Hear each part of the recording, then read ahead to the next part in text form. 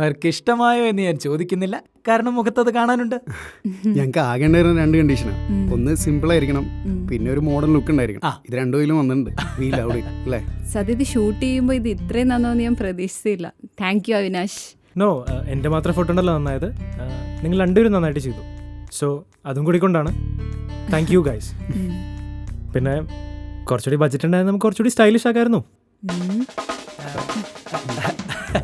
അത് ഈ ക്രിയേറ്റീവ് ആളുകൾ സ്ഥിരം ഡയലോഗാ.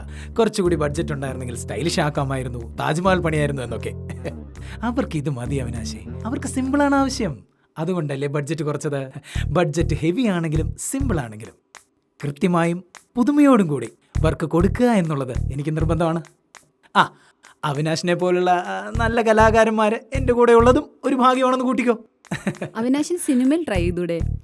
ഞാൻ ആക്ച്വലി അതിന് സിനിമയല്ലല്ലോ സാറിൻ്റെ താല്പര്യം, ആഡ് ഫിലിംസ് അല്ലേ?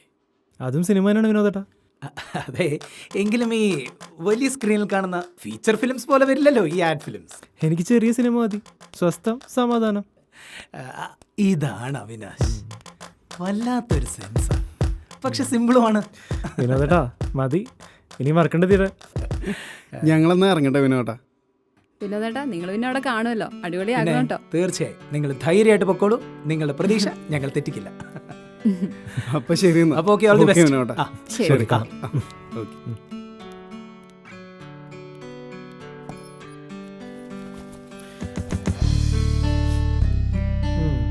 സാറിന് ഈയിടയ്ക്കായിട്ട് നമ്മളോടുള്ള ബഹുമാനം കുറച്ച് കുറഞ്ഞുണ്ടോ എന്നൊരു ഡൗട്ട്. അയ്യോ, അങ്ങനെയൊന്നും പറഞ്ഞേക്കല്ലേ അവി. എനിക്ക് നിന്നോട് ബഹുമാനം മാത്രമല്ലേ ഉള്ളൂ. ഇത്രയും ബജറ്റ് കുറഞ്ഞ ഒരു വർക്ക് പോലും ഇത്രയും നന്നായിട്ട് ചെയ്ത നിന്നോട് എനിക്ക് ബഹുമാനം കൂടിയിട്ടേ ഉള്ളൂ. അതെ, എന്തായി പേയ്മെന്റ്? ശബ്ദം കേട്ടില്ലേ? അതാണ് പേയ്മെന്റ്. നോക്കിക്കോ, ഇത് കുറച്ച് കൂടുതലുണ്ടല്ലോ. ഉണ്ട്, അടുത്ത വർക്കിന്റെ അഡ്വാൻസ് ഇവിടെ ഉണ്ട്. അതിന്റെ മീറ്റിംഗ് ആണല്ലോ ഇന്ന് വൈകുന്നേരം. ഇന്ന് വൈകുന്നേരം എന്ത് മീറ്റിംഗ്? എടാ, നീ രാവിലെ വന്നപ്പോ ഞാൻ പറഞ്ഞില്ലേ ഇന്ന് വൈകുന്നേരം ഒരു ക്ലൈം മീറ്റിംഗ് ഉണ്ടെന്ന്. അപ്പൊ തന്നെ പറ്റില്ലെന്ന് പറഞ്ഞായിരുന്നല്ലോ. അങ്ങനെ നീ പറഞ്ഞാലും വൈകുന്നേരം നീ സമ്മതിക്കുമല്ലോ. പറ്റില്ല വിനോദേട്ടാ, ഇന്ന് അത്യാവശ്യമായിട്ട് ഒരാളെ വൈകുന്നേരം മീറ്റ് ചെയ്യാൻ പോകാനുള്ളതാ. എടാ, വർക്ക് വിട്ടോണ്ട് എന്തോന്ന് മീറ്റിംഗ്? ഇത് അതിൽ അത്യാവശ്യമുള്ള മീറ്റിംഗാ, ലൈഫിന്റെ കാര്യ. നിനക്ക് നല്ല ടെൻഷൻ ഉണ്ടല്ലോ. എന്താന്ന് ഞാൻ ചോദിക്കുന്നില്ല, മീറ്റിംഗിന്റെ കാര്യം ഞാൻ നോക്കിക്കോളാം. ഓക്കെ, നീ ചെല്ല. ക്രൗഡിന്റെ ഇടയിലൂടെ നടന്നു വരുന്ന സെലിബ്രിറ്റി, റിബൺ കട്ട് ചെയ്ത് തീരുന്നതും ചെണ്ടമേളം വിത്ത് DJ. എന്തൊരു മൂടായിരിക്കും അറിയോ? ആർക്ക്? അല്ല സാർ, ഈ താലപ്പൊലിയായിട്ട് നിൽക്കുന്ന എയർ ഹോസ്റ്റസ് പെണ്ണ് എന്താണ് മനോജ് അത്? ഡിഫറൻറ്റ് സ്റ്റൈൽ ലോക്കൽ ഫംഗ്ഷൻ വേണമെന്ന് പറഞ്ഞിട്ട് ഇതൊക്കെയാണ് കഴിഞ്ഞ ഒരാഴ്ച ഉണ്ടാക്കിയത്. സാധാരണ രീതി വേണ്ടെന്നല്ല ക്ലയന്റ് പറഞ്ഞ്. പിന്നെ എന്നും പറയുന്ന ബഡ്ജറ്റിന്റെ പ്രശ്നമില്ല, ഒരു നല്ല ഐഡിയ എങ്കിലും. ഡിസപ്പോയിന്റിങ് യാർ.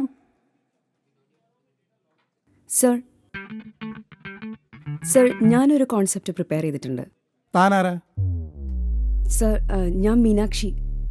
പുതിയ കുട്ടിയാണ് സാർ, 1 വർഷമായിട്ടുള്ളൂ. സാർ ഇവിടെ ഓക്കെ, മേക്ക് ഇറ്റ് ഫാസ്റ്റ്.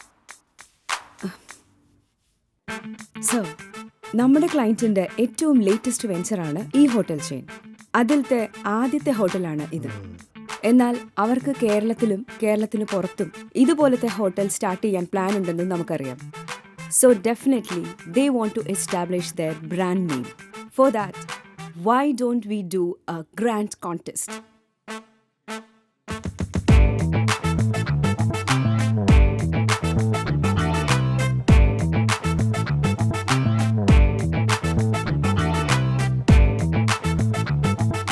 അങ്ങനെ ഫിനാലെ നടത്തുന്നത് ഈ ഇനോഗ്രേഷൻ ഡേയുടെ അന്നായിരിക്കും. നല്ലൊരു ചാനലായിട്ട് ഒരു ടൈപ്പ് കൂടി ഉണ്ടെങ്കിൽ ക്ലയന്റിന്റെ ബ്രാൻഡ് നെയിമിന് കിട്ടുന്ന റീച്ച് വളരെ ഹ്യൂജ് ആയിരിക്കും sir. That's also. Thank you. ഇത്തിരി ലാർജ് സ്കെയിൽ ആണല്ലേ? സർ, കുറച്ച് ചിലവുകളാണ്. It's good. Meenakshi, congrats. Thank you sir. Will go with this idea. Manoj, you handle it. Okay, നമുക്ക് താങ്ക് യു സർ.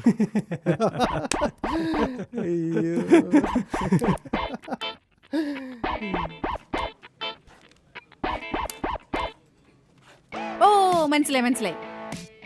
ഇനി ഞാനൊരു കാര്യം അങ്ങോട്ട് പറഞ്ഞ മാഷ് കേൾക്കുമോ? ആരോടും പറയരുത്, പിന്നെ പറയാതിരുന്ന മാഷിന് കൊള്ളാം. അതെ, അവള് നിങ്ങളെ വിളിക്കണതേ ഈ കമ്പനിയുടെ വർക്ക് റിലേറ്റഡ് ആയിട്ടുള്ള കാര്യങ്ങൾക്ക് വേണ്ടിയിട്ടാണ്. അപ്പോൾ നിങ്ങൾക്ക് സൗകര്യം ഉണ്ടെങ്കിൽ മാത്രം ആ വർക്ക് അവൾക്ക് കൊടുത്താൽ മതി. അതിൻ്റെ ഇടയിൽ ഞാൻ പറഞ്ഞു എന്ന് ഞാനങ്ങനെ അറിഞ്ഞാണ്ടല്ലോ തൻ്റെ ഓഫീസിൽ കയറി വന്ന് ഇടിക്കും ഞാൻ. മനസ്സിലായടോ? ആ ശരി, എന്നാ വെക്കട്ടെ. ബൈ.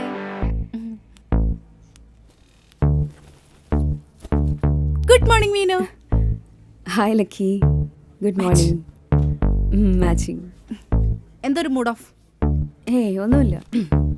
നീ എന്താ ലേറ്റ് ആയേ? ഞാനല്ലെങ്കിൽ ഭയങ്കര നേരത്തെയാണല്ലോ ഇവിടെ വരാറ്. നീ മൂഡ് ഓഫിന്റെ കാര്യം പറ. പോരട്ടെ. അവരെന്റെ കോൺസെപ്റ്റ് എടുത്തു, എന്നിട്ട് വർക്ക് ആ മനോജിന് കൊടുത്തു. അടിപൊളി. അതിന് നീ എന്തിനെത്ര ദുഃഖിച്ചിരിക്കണ്? ഞാൻ വിചാരിച്ചു വേറെന്തോ സംഭവിച്ചു. ഇതിൽ കൂടുതൽ ഇനി എന്ത് സംഭവിക്കാനാ? ആ എം ഡിക്ക് എന്റെ പേര് പോലും അറിയില്ല ലക്കി. ഉറക്കം ഒഴിച്ചിരുന്ന് കോൺസെപ്റ്റ് ഉണ്ടാക്കിയത് മുഴുവൻ വേസ്റ്റ് ആണ്. വേസ്റ്റ് ആയെന്ന് ആരാ പറഞ്ഞ? അവരതിഞ്ഞല്ലേ എടുത്തത്. നിനക്ക് അതിന്റെ പ്രയോജനം കിട്ടാണ്ടിരിക്കില്ലല്ലോ.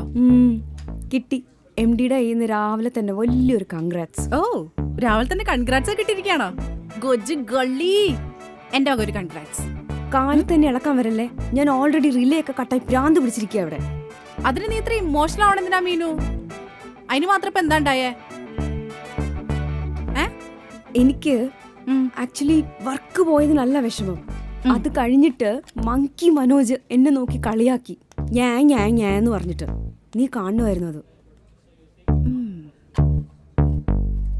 നിന്റെ ഐഡിയ കൊണ്ട് വർക്ക് കിട്ടിയ അവൻ നിന്നെ കളിയാക്കിയില്ലേ? അപ്പൊ നിന്നെ ഞാൻ ആശ്വസിപ്പിച്ചിട്ട് യാതൊരു കാര്യമില്ല. എന്റെ പണി ഇവിടെയല്ല. വാ, നടക്ക് വാ. മനോജേട്ടാ, എന്താടാ? ചേട്ടന്റെ കഴിവും എന്റെ ബുദ്ധി ഉണ്ടെങ്കിണ്ടല്ല നമ്മളീ വർക്ക് പൊളിക്കും. പിന്നെ അല്ലാതെ തകർക്കും, ക്ലയന്റും ഞെട്ടും. നീ നോക്കിക്കോ. അതെ. ആ ഷേ, എന്നാലും അതല്ല ചേട്ടാ, ഇത്രയും ബുദ്ധി എനിക്ക് ഉണ്ടായിട്ടുണ്ടല്ലോ. ആ വർക്കിന്റെ ക്രെഡിറ്റ് ആ പെണ്ണുണ്ട്. എനിക്ക് അതിലാണ് വിഷമം. വിഷമിക്കേണ്ട കാര്യമൊന്നുമില്ല. ഈ കോടതിയിൽ കേസ് നടക്കുമ്പോണ്ടല്ലോ, ഈ സീനിയർ വക്കീൽമാര് അവരുടെ ജൂനിയേഴ്സിന്റെ ഐഡിയ എടുത്ത് ബാധിക്കാറുണ്ട്. അതുപോലെ കണ്ടാ മതി. അതെ. പിന്നല്ലാതെ. അയ്യോ, ആ കുറേക്കാര് പെണ്ണുണ്ടേ. താനിങ്ങനെ എത്ര കാലം മറ്റുള്ളവരുടെ ഐഡിയ കൊണ്ട് ജീവിക്കും മനോജെ? അല്ല, അറിയാൻ വയ്യാണ്ട് ചോദിക്കുക. എത്ര കാലമായാലും എം ഡി ഹെൽപ്പിച്ച ചെയ്യാതിരിക്കാൻ പറ്റുമോ? സ്വാഭാവികം. താൻ എന്തൊരു തോൽവിയാടോ? മറ്റുള്ളവരുടെ ഐഡിയ വേണം, എന്നിട്ട് അവരോട് ഒരുമാതിരി പുച്ഛോ? ഒരു കുഴപ്പമില്ല. ഞങ്ങളൊക്കെ ജൂനിയേഴ്സ് ആകുന്ന സമയത്ത് സീനിയേഴ്സ് ഞങ്ങൾ ഐഡിയ എടുത്ത് വർക്ക് പിടിക്കാറുണ്ട്. അവർക്കും ഞങ്ങളോട് ഇതേ പുച്ഛം തന്നെയായിരുന്നു. ജീവിതത്തിൽ അങ്ങനെ പലരും പലതും ചെയ്തിട്ടുണ്ടാവും. എല്ലാവരുടെയും മോശം കാര്യങ്ങളല്ല ഫോളോ ചെയ്യാം. കുറച്ചൊക്കെ നല്ല കാര്യങ്ങൾ ഫോളോ ചെയ്യാൻ പഠിക്കും. എന്നാലേ നല്ലൊരു മനുഷ്യനാവാൻ പറ്റുള്ളൂ. മനസ്സിലായ? അയ്യോ ലച്ചു, ആ പോയിന്റ് എനിക്ക് ഇഷ്ടപ്പെട്ടു. ഇങ്ങനെ കാര്യങ്ങൾ മനസ്സിലാക്കാനും അംഗീകരിക്കാനും കഴിവുള്ള സുന്ദരനും സുമുഖനും സുശീലനുമായ ചെറുപ്പക്കാരൻ കൂട്ടുകാരനായി തനിക്കുള്ളപ്പോ താൻ എന്താടോ മനോജ് ഇങ്ങനെ ആയിപ്പോയി? ഞാനാ? ബട്ടുവായി. അയ്യോ ലച്ചു, ഞാൻ ഇടയ്ക്കിടയ്ക്ക് മനോജന്റെ കാര്യങ്ങൾ പറഞ്ഞ് മനസ്സിലാക്കാൻ ശ്രമിക്കാറുണ്ട്. പക്ഷെ ഈ സാധനത്തിന് മനസ്സിലാവണ്ടേ എന്ത് മോശയുടെ സ്വഭാവം അറിയൂ. വൃത്തിയേട്ടവനെ, നീ പെണ്ണുങ്ങളെ കിടപ്പോ ആ ടീമായല്ലേ? കണ്ട അയാളുടെ ജെൻഡർ ഡിസ്ക്രിമിനേഷൻ കണ്ട. ഡോ, താൻ ആദ്യം ഉണ്ടല്ലേ ഈ ആൺപെൺ വിവേചനം നിർത്ത്. എന്നിട്ട് എന്നെ പോലെ ഹ്യൂമാനിറ്റിയിൽ വിശ്വസിക്കുക. അല്ലേ ലച്ചു? അല്ലേ മീനു? മനോജെ, താ ഒരു കാര്യം ചെയ്യ്. ഈ വർക്ക് താൻ കൊണ്ടുപോയി ചെയ്തോ. മീനു നീ വർക്ക് വേണ്ട. മനസ്സിലായ? പക്ഷെ താനൊരു താങ്ക്സ് പോലുള്ളോട് പറഞ്ഞില്ല കേട്ടോ. അത് മോശമായി പോയി. അയ്യേ, എന്ത് ശോകം സാധനമാണ് താനൊക്കെ. ഛേ, ഈ സമയത്ത് ഞാനൊക്കെ ആണെങ്കിലല്ല മിനിമം 5-6 താങ്ക്സ് എങ്കിലും പറഞ്ഞ് ഇവർക്കൊക്കെ ഓരോ ട്രീറ്റും മേടിച്ചു കൊടുത്തേനെ. താങ്ക്സ് മീനു. വേണമെങ്കിൽ ഒരു ട്രീറ്റ് ഞാൻ മേടിച്ചു കേട്ടോ. കുറെ നേരമായല്ലോ നീ എനിക്ക് ചൊറിയാൻ നിൽക്കുന്നു. മനോജേട്ടാ, ഞാനൊരു സത്യം പറയട്ടെ, എനിക്കിപ്പോ അതിന് നല്ല വിഷമമുണ്ട്. നീ കുറെ നേരം ഇപ്പൊ കുറച്ച് ആശ്വാസം തോന്നുന്നു.